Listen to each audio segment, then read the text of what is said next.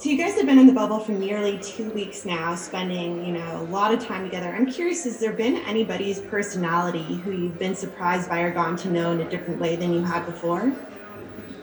I would say Talen Horton-Tucker, probably. Young man's had a great camp or a great restart for us, and we really didn't get a lot of opportunity to both see him play, his on-the-court personality, and then he was in the G League most of our season. So, I personally did not spend a whole lot of time with him individually, and I've enjoyed that process. He's a quiet young man, but he's confident, and he's a joy to be around.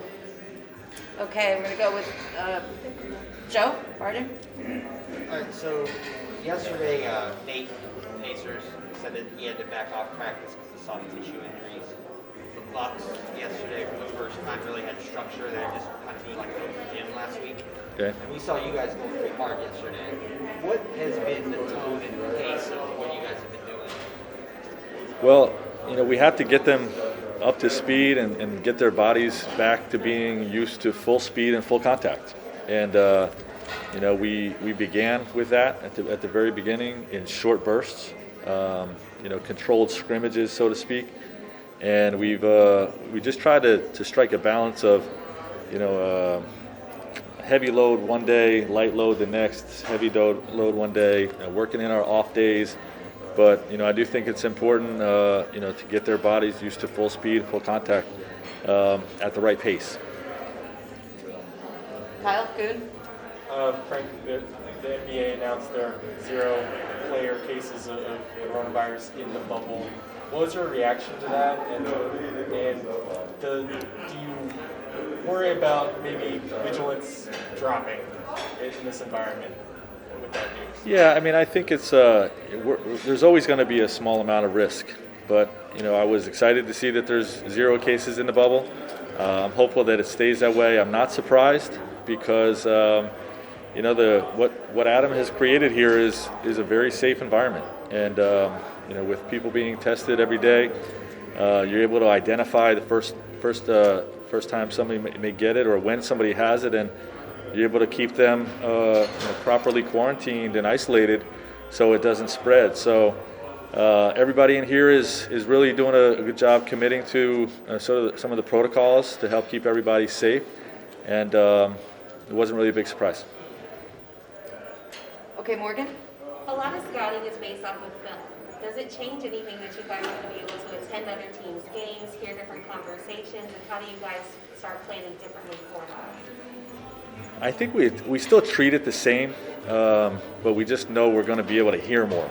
They're allowing us to scout, I think one game in advance from the time that we play them. So we'll have coaches over there listening. It's not typically their job to do that.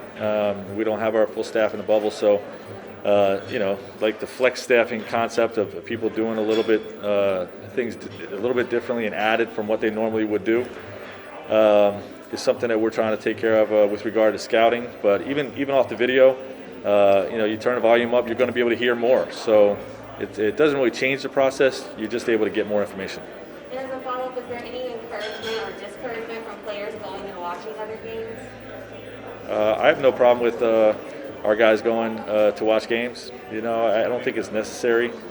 Sometimes it's better to watch it on TV because you get different angles and close-ups and whatnot, and sometimes you see things better there. So, for me, with our team, I'm just going to completely leave it up to them. If they want to see 0 games throughout the bubble, that's fine. If they want to see games every night, I have no problem with that either.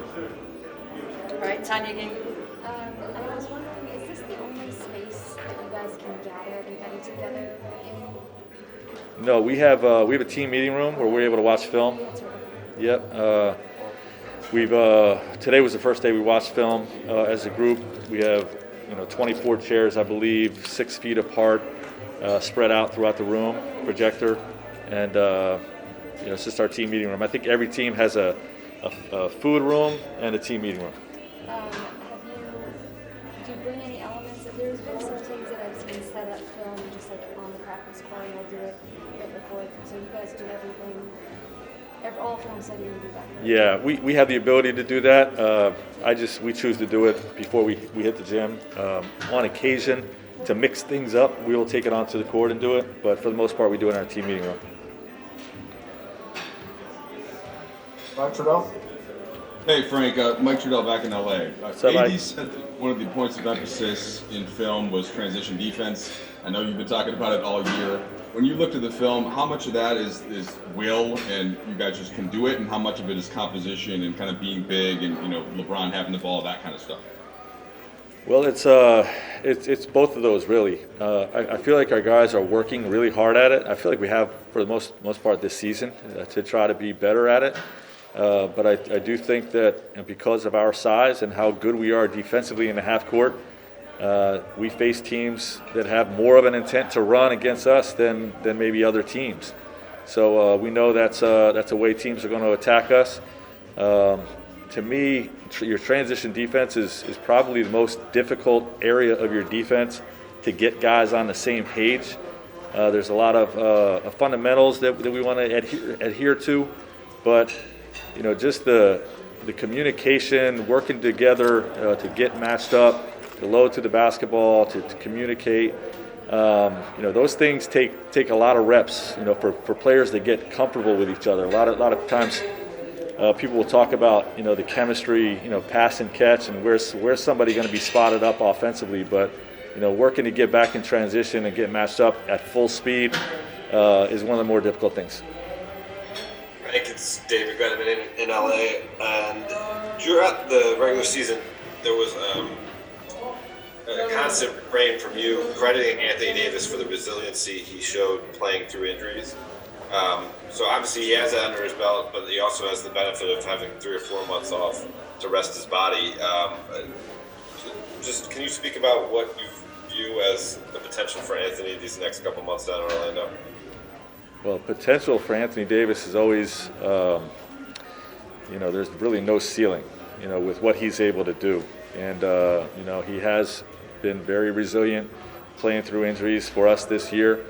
I think that's been a big growth point for him. I think LeBron's influence has weighed in there.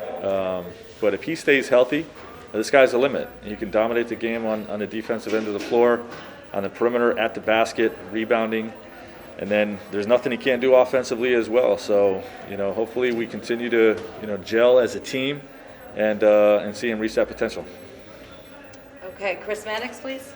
Frank, the MVP debate between Giannis and LeBron is going on right now. I mean, Giannis has kind of an edge in some of the traditional categories with his stats. He's also on the top team in his conference. What would you say is the strongest argument for LeBron to be the MVP this year? I just think that, he impacts winning more than anybody in the league.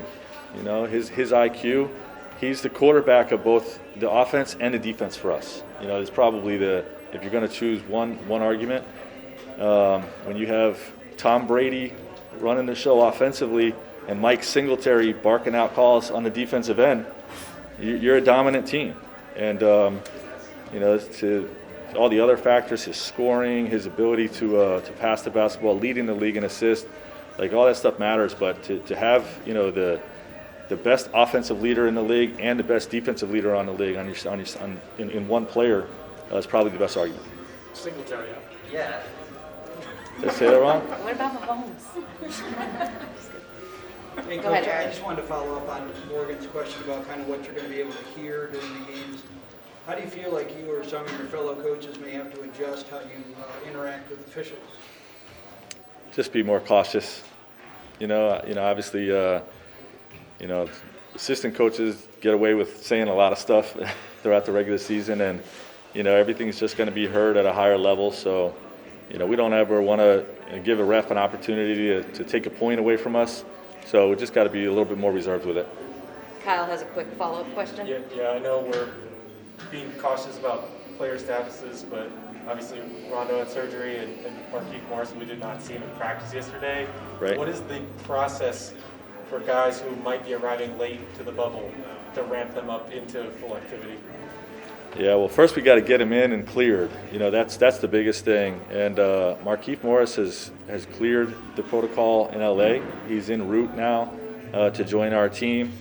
And once he arrives, I don't know the exact. I believe the protocol is that he's got to clear 2 negative tests and quarantine for, I believe, 48 hours. I think is that what it is? 36 to 48 hours. So it'll be a couple days after he arrives before we're able to see him and get him out on the court. And then obviously we're just going to be smart, about building him up at the right pace. We don't want to put him in a position to be injured. He's obviously has been out and not competing with the team for a while. So we'll just take it day by day and be intelligent with it. Where is Rajan? Rajan is outside the bubble, had the surgery. I'm not going to disclose what part of the country he is, but he's hoping to rejoin us in a few weeks. No, Frank, last questions would be. Okay, Dave? All right, guys, last question, David Aldridge. Frank, good to talk to you, sir. Hi, David. Hey, Frank, in an atmosphere where absolutely nothing is normal, do you want your players and your coaches to embrace the fact that nothing is normal and just kind of ride that wave as you start playing again? Or do you try to find some sort of routine or normalcy to kind of build on as you start the games? Well, I haven't really talked about whether to embrace it or not. I mean, I do talk with our group about, there's some things in here that are out of our control, and there's no need to waste any mental energy on it. If it's out of our control, we just roll with it, and worry about things that we can control. If there's things that can be done better, we can do that. But the normalcy piece for me and for our group is about our process. We're still watching film each night. We're still coming in, having coaches meetings. We have team meetings to improve our team. We hit the floor, and we work and re-implement our system, and that feels normal. In a very abnormal situation, the process of building our habits does feel very normal, and I think our guys have embraced that.